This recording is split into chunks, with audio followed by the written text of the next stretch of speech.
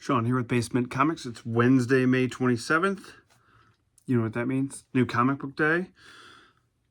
So Hank, tell them where we're going. Comic book stuff?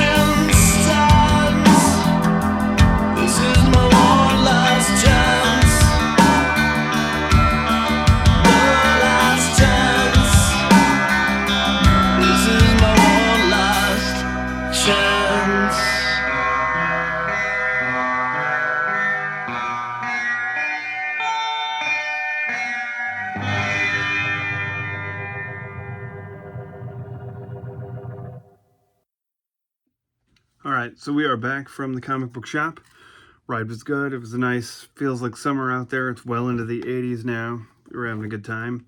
The tea is made in a X-Men animated series mug in honor of the Kick-Ass Season 2 X-Men 97 trailer that was released today. So, you know, super excited for that. First season, obviously, was fantastic. Like I would, you know, it was awesome. You know the drill. Wednesdays, we go to the shop, pick up our books. Then we come back, talk about stuff from last week because I'm super topical. Show off what I picked up this week. And then whatever chatter I feel like towards the end of that. So, last week's books, I did not get through everything. There were a couple that are still. Moonstar and Sorcerer Supreme fell to the bottom pile, which is that's never a good sign. But Venom 258, I'm not a Venom reader, but this felt like an epilogue to the Death Spiral story. And some of my favorite, this is sort of like, this was a good issue. Like, I liked it. We've been long overdue for a Mary Jane, Peter Parker, heart-to-heart, and this was excellent. Like, I feel like Al Ewing definitely would like the two of them back together. I mean, obviously, he's the dude who wrote, well, I suppose, well, yeah, him and Joe Kelly together got rid of Paul, which was a big puzzle piece there that we needed to get rid of. And I actually think that the way that character, like, not a big fan of that character and the storyline. I liked how it kind of tied back to something from a much earlier in the Brand New Day era storyline of Spider-Man, kind of tied something that happened way back when. Now now realizing how long that's been, together.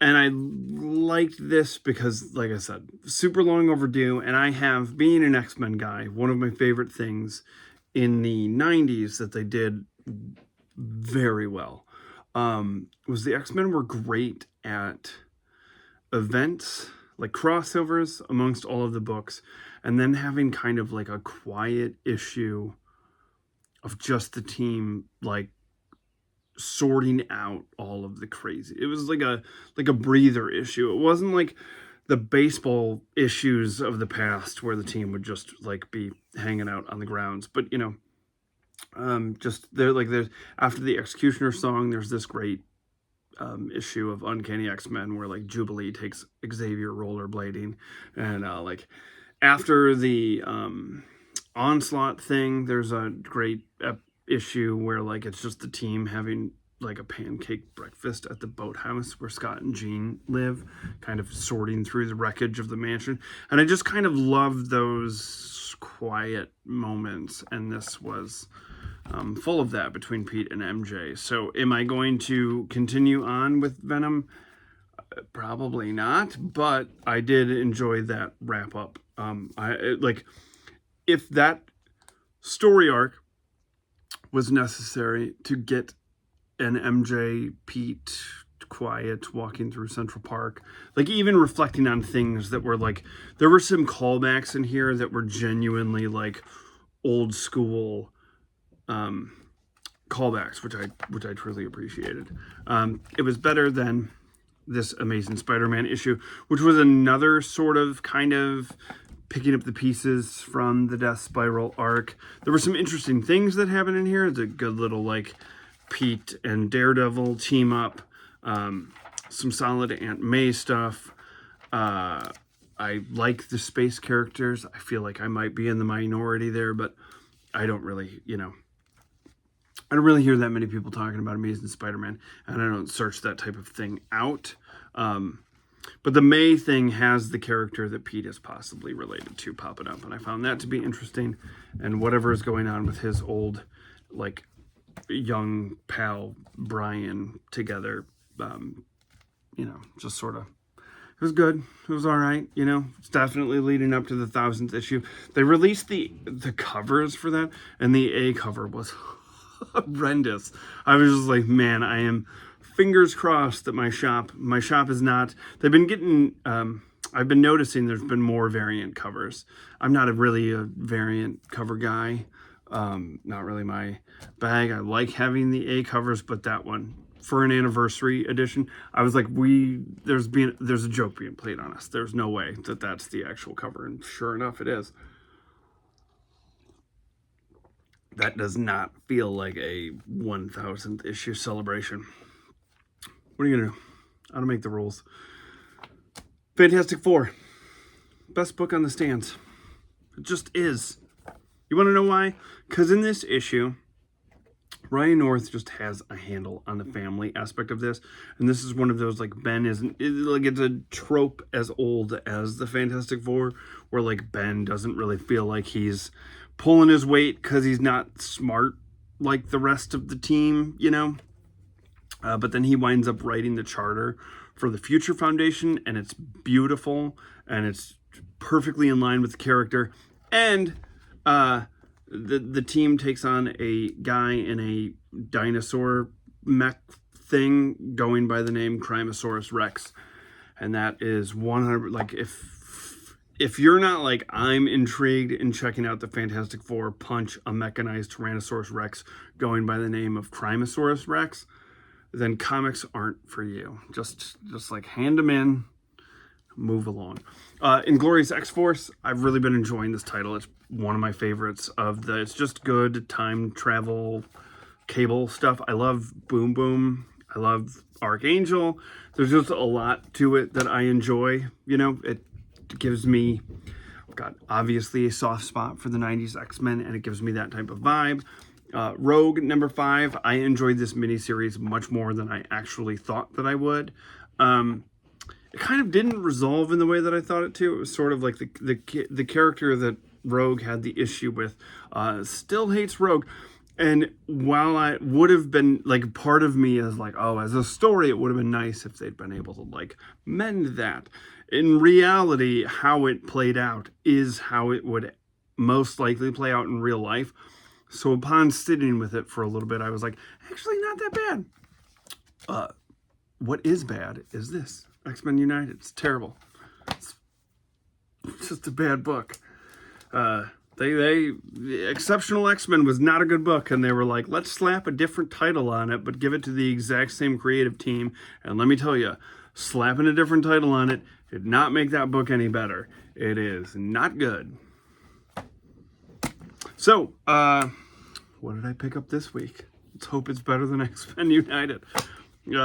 Century number 3. I've been enjoying this. This was recommended to me. I was not initially going to pick it up, but I have been enjoying it.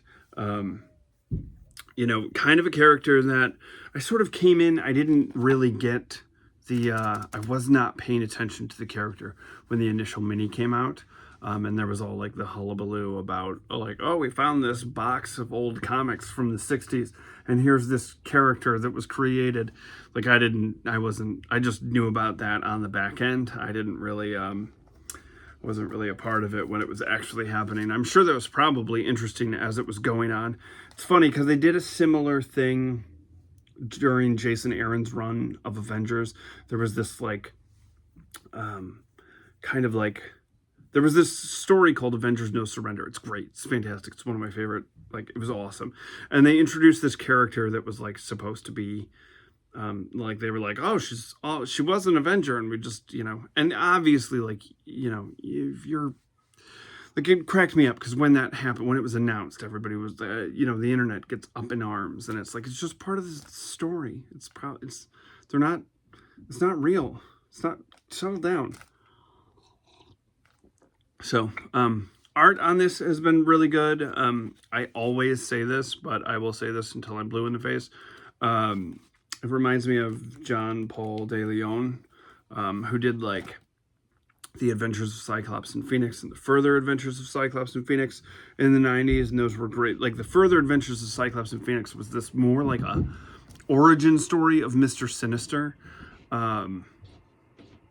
And it was, you know, it felt time period specific to obviously like, you know, 1850s England or whenever Nathaniel Essex was grave robbing and doing his experimentation, and the art just fit the mood of that. And with the Century and his whole thing, it fits. It's good. It's fun. Psylocke Ninja. This is one of those, like, this fits in between a particular time period. And, you know, I like Betsy as just British Ryan Braddock's sister. I like Through the Siege Perilous Ninja Betsy. I enjoyed Captain Britain Krakoan Betsy. And so yeah, this has been all right. I think issue 3 was my favorite because it had Wolverine and Jubilee and was from that very like specific time period of the Madripoor Captain America flashback adventure from the Claremont run. But it hasn't been bad.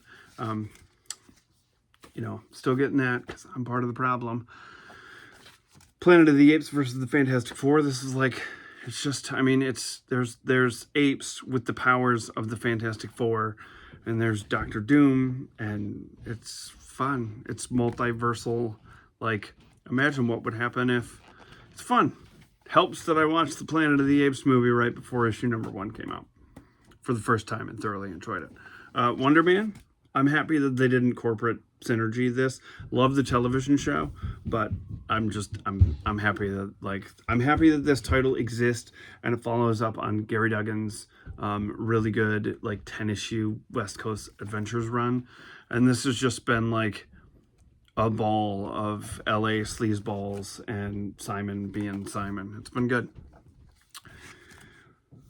This wound up on my pull list because I think I was getting Hulk Smash Everything and I just rolled with it. I read the Immortal Hulk, wound up getting rid of that series because I'm not a horror guy. I'm not a big, and I've talked about it before where like Dope Comics is on his channel. He kind of reframed how I look at the Hulk post Civil War II, and kind of like, oh, what if all this happened in hell? And like, I found that to be super interesting. And then I've actually enjoyed the first issue, or the first 6 issues. And then issue 7 has the X-Men in it. So I was pretty, like, I don't know of any instance where Philip Kennedy Johnson has drawn or written the X-Men.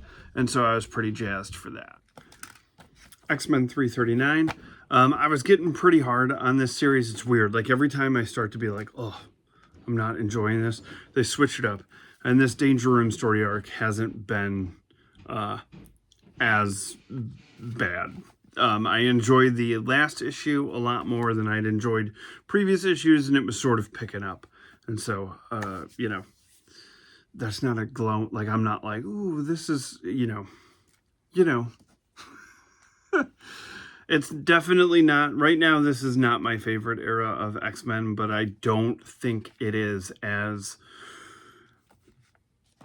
I know that a lot of people are calling it directionless, and I feel like that's unfair because, like, well, I think anything would look directionless in a post-Hickman era where he maps everything out and has a plan.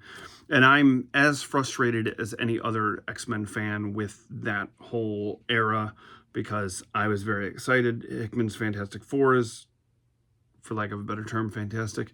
His Avengers, fantastic. Secret Warriors was great. And all of them, like, tied up, lots of threads, but always, like, delivered on the ending. And so I was so excited when he was announced for the X-Men. And then editorial got involved, stretched it out, made a bunch of pointless miniseries, so on and so forth. The line got diluted. Hickman didn't get to finish his story, which I'm sure would have been much more interesting. I've heard grumblings about, you know, I've read the book, Something Lives of Harry August or whatever. The book that, you know, he had read that supposedly Rob Liefeld is saying that, like, you know, there were acts of plagiarism or whatever. But, I find that to be weird and whatever. Anyways, point is that, like, I thought that was gonna wrap up in a tight way, and it didn't. And so I was actually relieved when we got sort of like out of that. As much as I enjoyed it, it just like went on for a little too long, which 100% editorial's fault, as it usually is. I don't know any time that non-creative / suits get involved and make anything better. I don't know if anybody out there, like, have you ever heard of a movie where, like, the bean counters get involved and it worked out better? I don't think so. And so I don't feel like this line is as directionless as everyone else does, but it's certainly, because I look at it in this lens of, like, the X-Men had it all, finally, and then that broke down, and so everyone's just kind of scattered and healing after this trauma or whatever, so it sort of makes sense. I know that any time in my life where there has been huge upheaval, it's not exactly smooth sailing it and kicking ass post that, and that's kind of how I've reframed reading and looking at those books, which has kind of made my enjoyment of them more. They aren't necessarily books that I would recommend to new readers. It's certainly not going to, like, stand up against the stuff that, like, I go back to time and time again, like a comfort blanket. But I don't think it's as bad as the people that desperately want clicks and to scream make it out to be. Doom Quest.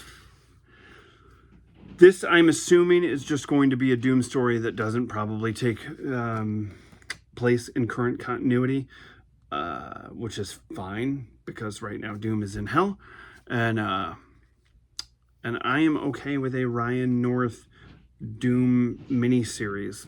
Like, this is definitely at the top of the stack for me to read this week, and that could also be an indication of where I feel with the X-Men books, because normally those have always been like, oh, I read the X stuff first.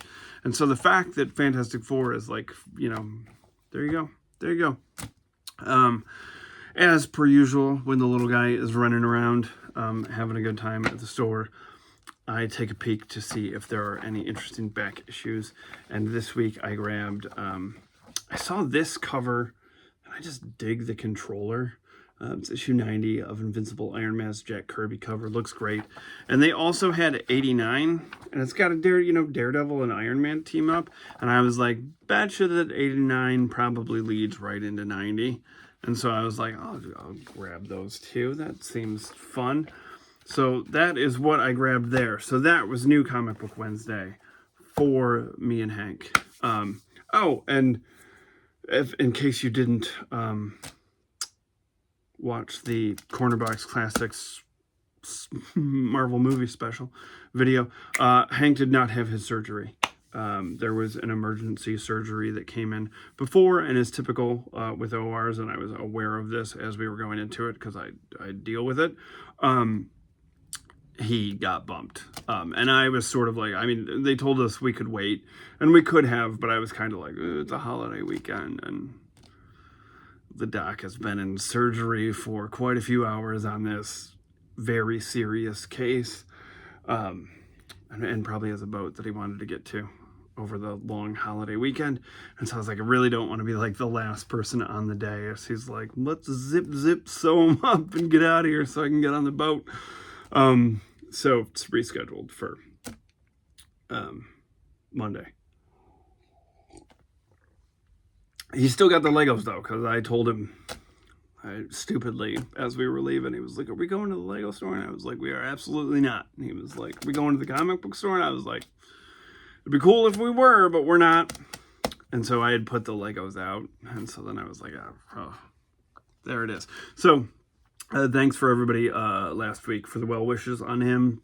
And I hope everything went well with the family that was brought in before us. That is obviously way more important than the relatively minor, I mean, I'm nervous because there's anesthesia involved, but relatively minor situation with the kiddo, and he'll be fine. He'll be bouncing around in that bike carrier in no time. So, that's New Comic Book Wednesday this week. I'm excited to read these books. I'm excited to read the Cornerbox Classic stuff that I've got, except for Micronauts. And the other thing that I wanted to talk about is I got an AOK from my pal, Mr. McGroovy. So if you're familiar with my channel, I would imagine that you're familiar with Mr. McGroovy's channel. But in case you haven't gone to check it out, he's been doing this, he's got the People with Issues thing where he interviews. He did one with me, which is, I'm sure, how you came about my channel. And yeah, so we're pals. And so he sent me a very nice thing. And so I was going to go through some of that stuff. So let's see. First off, I don't do the unboxing things because, come on. We've all seen it. Nobody wants to sit here and watch me open a box, accidentally slice my finger open, pass out.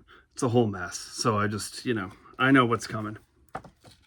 So I'm not going to show you the note, but I dug the Spider-Man stationery. I was very excited about that. So then he tossed in a bunch of Action Comics.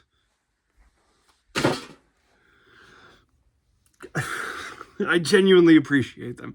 The Burn stuff, I've wanted to collect that Spider-Man, but I couldn't pass up the opportunity. So then the thing that I'm appreciative of all of it. I have now the Burn Complete Action Comics run, so I'm excited about that. But he has been doing this great series for the last 3 Wednesdays about a deep dive into Marvel UK. And I being, an American who grew up at the height of 90s comics. And, I just assumed, I don't really know. Looking back when I was 11, 12, 13, I don't know if I sat around or pedaled up to the bike shop and thought, I wonder how people in the UK are getting their comic books. I assume that my thought process was, they're just getting the same comic books that I get. That's what I would have thought. That's what I probably did think. Turns out that is not the case, and he has been doing an absolutely fantastic deep dive that I am thoroughly enjoying into all the wacky and absurd UK printings of Marvel Comics, and it's been fantastic. And my favorite Marvel superhero, my favorite X-Men character, my favorite character in general is Nightcrawler. And so McGroovy was kind enough to send me the Superman, Spider-Man, and the Titans. No idea who the Titans are. Look at that. I actually had at Motor City Comic Con, I saw a first appearance of Captain Britain there, and I thought about it. I was like, ooh, I was thinking about it. And I was like, does it come with the mask? And the guy was like, yeah, it comes with the mask. And I was like, I don't trust him. And then when I went back and watched, when I saw McGroovy's thing, he talked about how people have been making the masks, and they're not the real masks. And I was like, dollars to donuts, that dude was going to try to sell me a fake mask. And I'm not having it. But look how cool these are.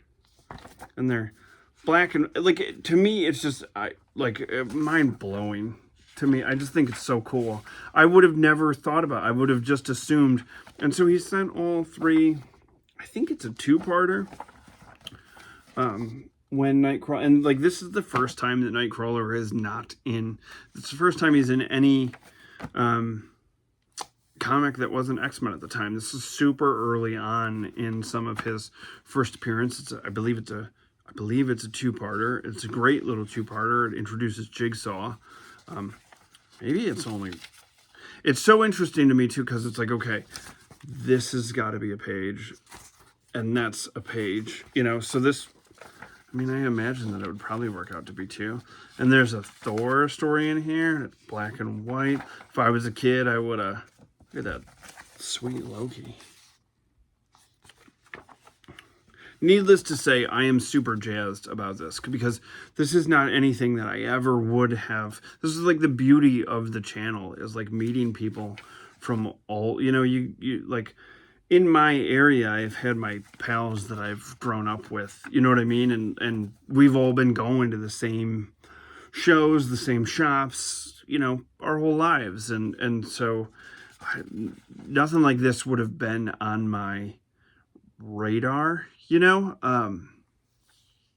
why would it be, And it wasn't even until, think about the amount of time that I read comics where, like, the only way there was no internet. So it's like, I wouldn't, the best thing I could possibly hope for was like that ad in Mile High Comics in back issues.